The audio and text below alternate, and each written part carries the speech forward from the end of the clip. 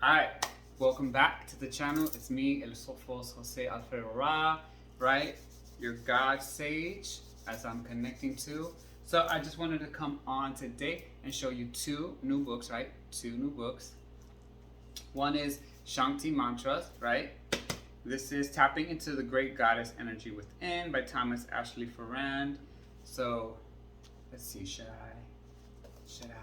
So yeah, actually, I used this, just recently got this one. So it breaks down the energies, right? It breaks down the goddesses in her many aspects, right? So we have Sarasvati, right? The power of knowledge and speech.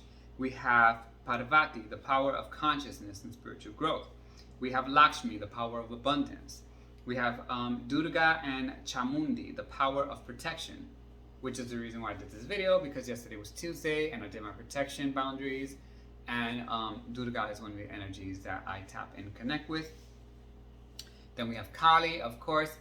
We have the power of destruction of negative ego. Then there's Lalita, the great feminine with 1,000 powers. Rudha, the power of divine love. Kuan Yin, power of divine compassion. Tara, the power of the divine mother. And then there's like the misuse, right, of the Shakti power and the Shakti and your life. So it's pretty interesting.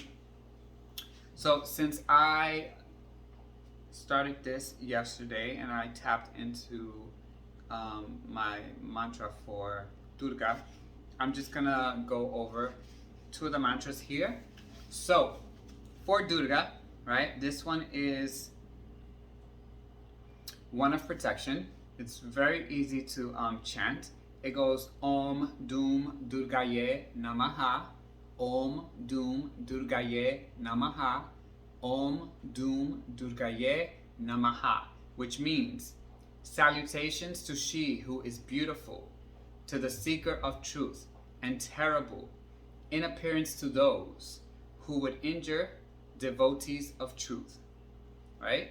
And then for a heavy duty protection, which is shown here in the book, there is Om Aim Hrim Klim Chamundayi Vishi Namaha, right? I'm going to say it again. Om Im Hrim Klim Chamundayi Vichi Namaha. Om Im Hrim Klim Chamundayi Vichi Namaha. Om Im Hrim Klim Chamundayi Vichi Namaha, which means Om and salutations to she who is radiant with power and wisdom. So yeah, so just to give you a little insight, right, to Durga,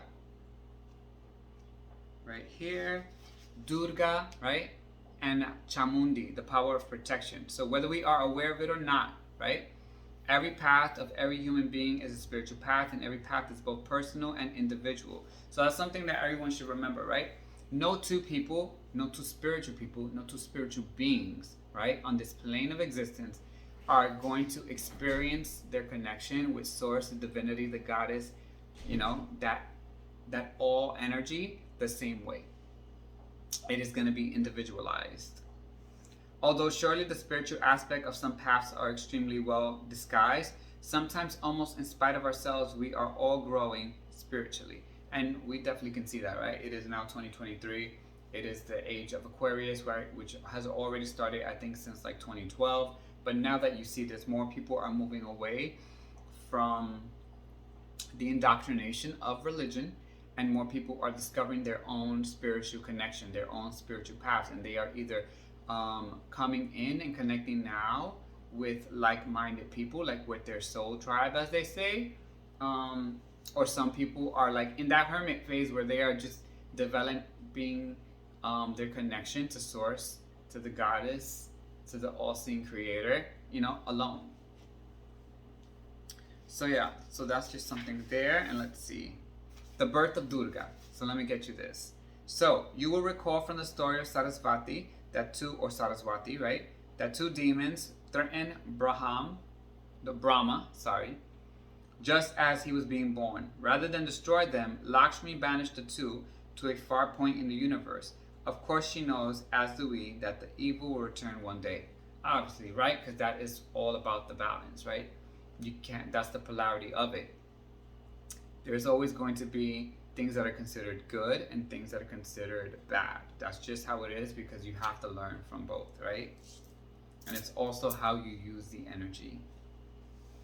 Many thousands of cycles later, one of those two demons, now incarnated as Mahi Asura, performed a great spiritual discipline that resulted in gains of unconquerable strength.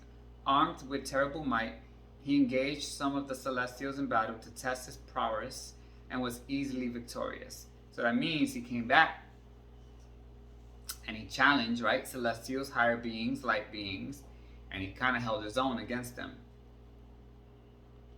It seemed to Mahi Asura that he now had a chance to establish a foothold in all parts of the celestial spheres. So he led the rest of the demons in a war upon the celestial forces and defeated an army led by Indra. Again, Sarasvati's words came to pass. One by one, Mahi Asura took control over jobs previously performed by the celestials, gaining rulership of the moon and control of the 8 cardinal directions. So 8 cardinal directions. So we know, right, north, south, east, west. They're talking about there's 8. So that's something for me now to dive deep into, find out what that is, and then come back with that for you. But understand, maybe you should look up the 8 cardinal directions. Forced to flee, the Celestials were finally forced to the earth plane. So here we're hearing a battle, right? Someone with great power, but using it in a maleficent way, coming back into the celestial realm, basically challenging, right, the current celestial bodies that are there, and then kind of like overpower them and them coming down onto the earth. Kind of sounds like a story we're familiar with, right? If you have read the Bible, right? Okay, forced to flee, the Celestials were finally forced to the earth plane, where they disguised themselves as ascetics and hermits and disappeared into the throngs of humanity. Secretly so as not to be discovered by the demon forces, a delegation of 30 Celestials took their case first to Vishnu. Indra spoke first. O compassionate one who is revered by all, we need your help. Indra held great respect for Vishnu, who had made good his pledge on more than one occasion to aid him in his job as chief of the Celestials, right? So basically, what's going to happen here, I'm going to leave it for the next video, right? Next, right, if I did it all in one shot, you probably wouldn't come back, right? Or it wouldn't seem as interesting. But that is a cliffhanger. Now I left you there. So now, the next one that I picked up this week is the Enuma Elish, right? It's the Babylonian creation epic. And I think I made a video live on TikTok earlier where I said Mesopotamian, but like I'm still trying to remember the order of like the Babylonian era, the Mesopotamian era, the Sumerian era, you know, the Kemetic era. So I'm in a human body, still can make a technical error. So also includes the Atrahasis, the first great flood epic. So what I've gotten from this so far is like in these tablets, you're gonna hear it's basically telling you the stories of the Babylonians, and it breaks through. It has a little chart here where it shows you the comparisons from like the Bible. So for example, in Genesis, right, the creation, day 1, God created light and dark. In the generation of gods, right, from the Babylonian text, they are represented by Anshar and Kishar, which are the god of the 2 semispheres.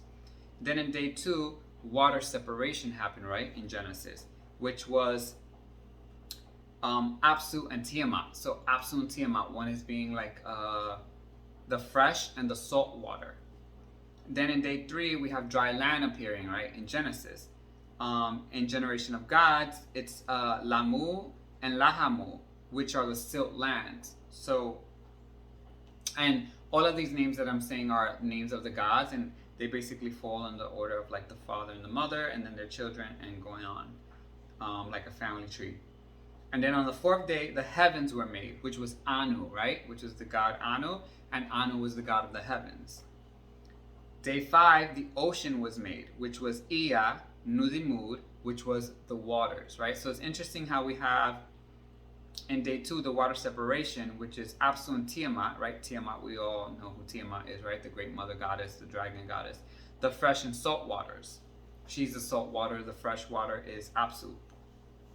So kind of like things as like outside of the firmament, right?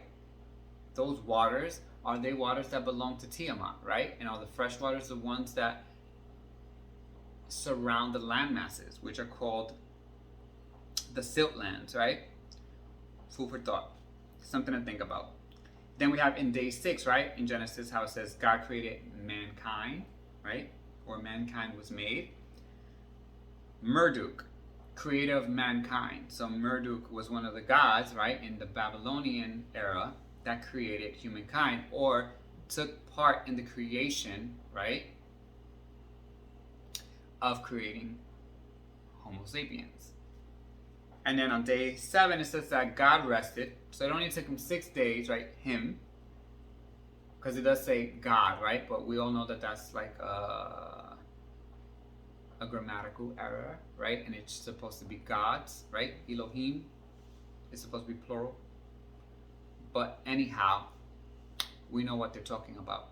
The gods created basically the separation of the waters, created the land masses, created the oceans, created the entire plane of existence, this 3D plane of existence, right, within 6 days. That's what they want you to believe from the biblical text. Now, gods relieved from labor. So basically, what happens is in the Babylonian, right, text, is basically going to tell you the creation story. And those creation stories are very similar to like the ones that followed after that with ancient Egypt, and then of course the Bible, right? We're going to have the Great Flood is going to discuss with Noah. But the gods were relieved from labor. So the gods were relieved from labor because the gods created humankind, right? So that the lesser gods, right, or like the children, right, didn't have to do all of the work that it took to maintain the civilization. They wanted laborers, and that's why they created mankind, kind of like cattle, right? So I'm gonna dive deeper into these and then just keep giving updates with these. So if you're interested in, right, if you're interested in sticking around, this is the Enuma Elish, right, the Babylonian epic, and then this one is going to be the Shakti Matra, so tapping into the goddess energies, right?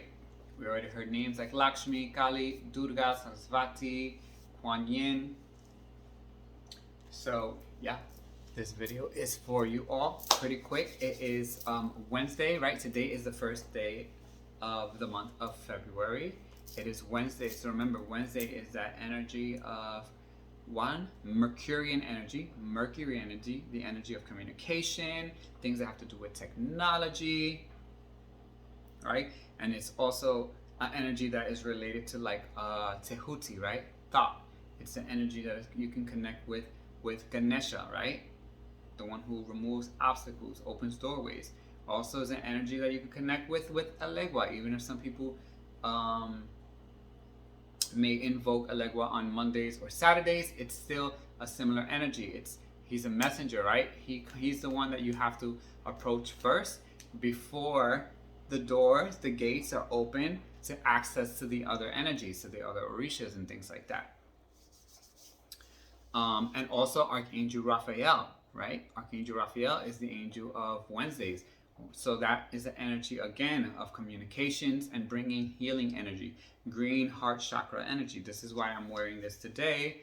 One of my really good friends who I used to work with a long time ago makes these beautiful wooden necklaces. Well, she makes wooden jewelry, and she customizes for me because it has green and yellow, which are colors that for me pertain to Orula. But yeah, the green energy also is heart chakra energy. So remember, things you should focus on Wednesday: is making sure that you communicate right. Yes, from your throat chakra, but from your heart chakra, from your heart space. So make sure that you're communicating clearly, honestly, openly, sincerely, and communicating in a way to only make a situation better, and to make us any connections that you have with people stronger, right? To solidify that, or to work through a situation that you may have with a person that hasn't been going too well, and to try to find a resolution. Because we don't have time, right, in this plane of existence to hold grudges, to not be able to truly listen to someone, right, with the ears and the intent to make life easier for all of us, right? So that's what I have to say for today. So again, thanks for coming back. I will see you all very shortly, and have a great weekend.